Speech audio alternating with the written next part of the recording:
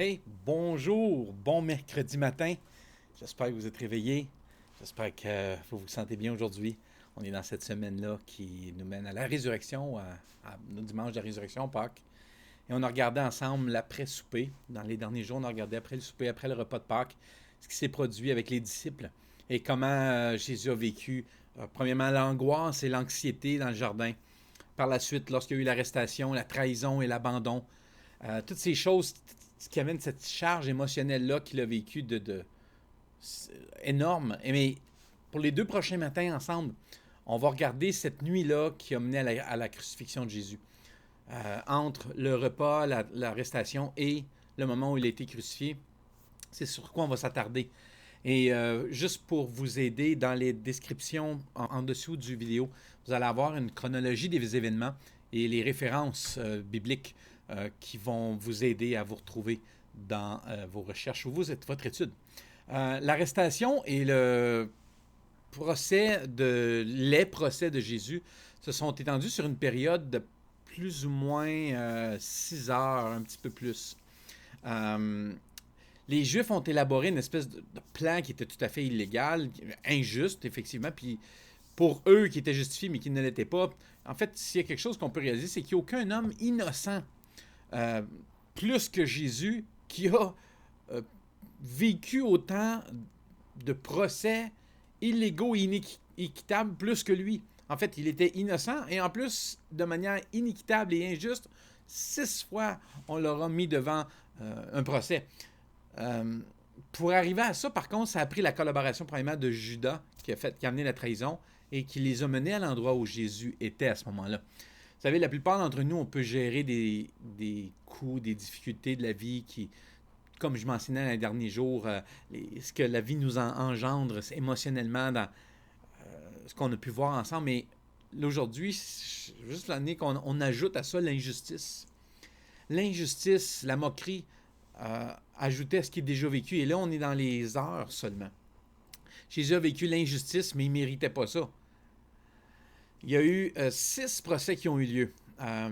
Et les évangiles relatent bien les détails de chacun de ces procès-là que Jésus a subi de manière, et je le répète, illégale. Premièrement, il y a eu celui de Anne, le beau-père de Caïphe, qui était souverain sacrificateur. Il y a eu ensuite chez Caïphe, avec un groupe d'hommes, pas toute la quantité, mais peut-être tout au complet, mais un certain nombre de gars qui constituait le groupe officiel qui constituait le Sanhédrin. Par la suite, il y a un groupe qui s'est appelé officiellement le Sanhédrin, euh, qui était le troisième procès. Et tout ça, n'oubliez pas, ce sont tous des procès que je vais catégoriser en deux parties. Les 3 premiers étaient juifs et religieux, et les 3 seconds étaient civils et romains. Euh, c'est là que toute la question de trahison n'est même pas verbalisée à ce moment-là encore, parce que tout est une question pour eux de blasphème, et la trahison, c'est avec Rome que ça va s'installer. Finalement, après le troisième procès, il va se ramasser pour une première fois avec Pilate, qui est gouverneur, et c'est là que l'accusation de trahison arrive, parce qu'il est devant un tribunal romain, civil. Le cinquième se trouve devant Hérode, Hérode Antipas. En fait, c'était une vraie farce, ce bout-là, parce que, en fait, tout ce qu'Hérode voulait, c'était comme une espèce de fais-moi un tour de carte, fais-moi un tour, montre-moi quelque chose, fais-moi un truc. Tout ce qu'il voulait, c'était quelque chose, que Jésus lui fasse quelque chose. Et finalement, Jésus va revenir à Pilate, donc son 6e procès. Et là, à cause de la femme de Pilate, de Rome, la pression, Pilate va condamner Jésus à mort. Soit dit en passant, Pilate n'a jamais été vraiment convaincu de la culpabilité de Jésus.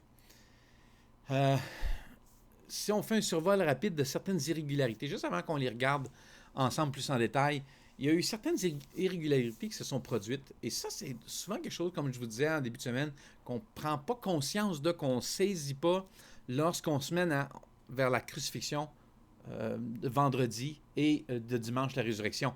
Mais juste faire un survol rapide. Premièrement, une arrestation pour un crime capital devait être faite en plein jour, pas pendant la nuit. La loi a été bafouée. La deuxième chose, c'est qu'une arrestation ne pouvait pas, pour crime capital, en fait, comme on mentionnait, ne peut pas être basée sur des informations qui sont données du disciple ou d'un quelqu'un qui collabore avec le dit criminel. Parce que si l'accusé est un criminel, ben il va sans soi que ses amis sont qui sont ses disciples sont des criminels eux aussi. Donc, il y avait dans la loi une possibilité où tu ne pouvais pas faire ça. Troisième chose aussi, c'est qu'il n'y avait aucun tribunal juif qui ne pouvait être tenu de nuit. C'était illégal. Et tous ces procès-là que les Juifs ont fait se sont faits durant la nuit.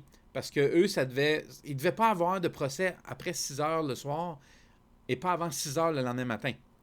Un procès ne pouvait pas être tenu devant une seule personne, ce qui s'est passé aussi.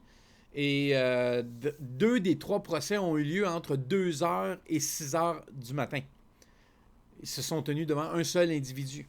Et écoutez bien juste un extrait du code du Talmud, qui est la loi hébraïque juive. Ça disait: les membres de la cour ne peuvent pas entendre avec vigilance et intelligence les témoignages contre l'accusé pendant les heures d'obscurité.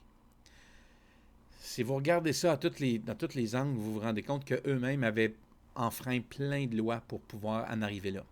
Autre chose aussi, sur les points, les membres de la cour juive, le Sanhédrin, après avoir entendu des témoignages en ce qui concerne un acte criminel capital, il n'était pas permis de rendre un verdict immédiatement. Ils devaient retourner chez eux 2 jours, 2 nuits, manger légèrement, boire du vin légèrement et bien dormir avant de rendre un verdict. Quand ils revenaient, ils devaient réentendre les témoignages contre l'accusé puis rendre leur vote à ce moment-là. Une autre chose aussi que le Sanhédrin était obligé de faire, c'était qu'il devait voter un à la fois.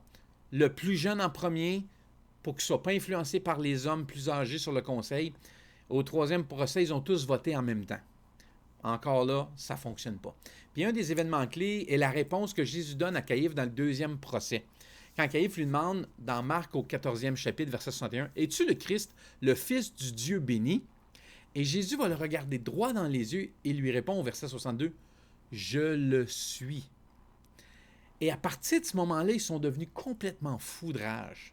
Parce que Jésus a fait allusion au psaume 110, verset 1, et dans Daniel aussi, 7, 13, où il va utiliser dans le reste de sa phrase cette idée-là du YHVH, qui est non prononcé chez les Juifs, le Yahvé, qui est en fait le terme « je suis ».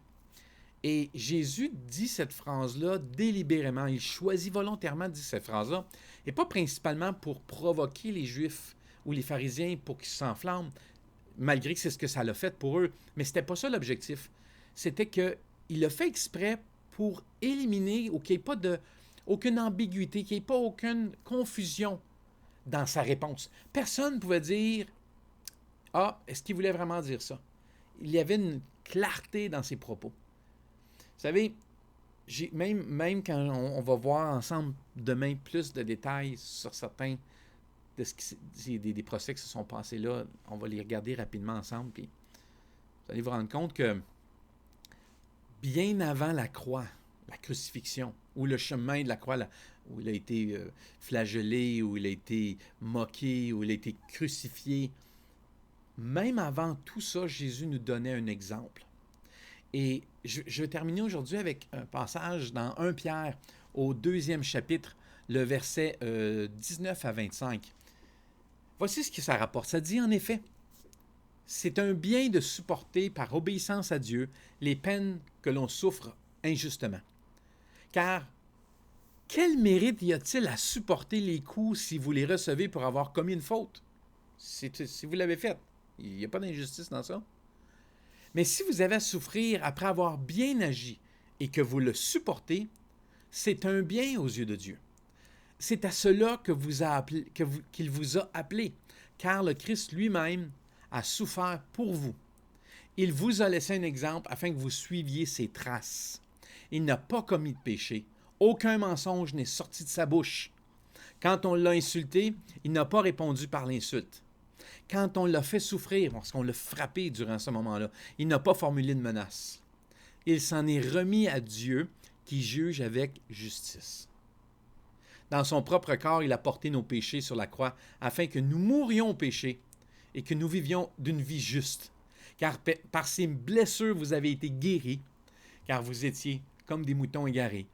Maintenant, vous avez été ramenés à celui qui est votre berger et qui veille sur vous. La prochaine fois que vous aurez à vivre ou à souffrir d'injustice, soyez attentifs. C'est peut-être ce qui est en train de vous rapprocher de Dieu. Et regardez bien. Il se pourrait bien que la main qui se tend vers vous à ce moment-là soit une main percée. À demain, les amis.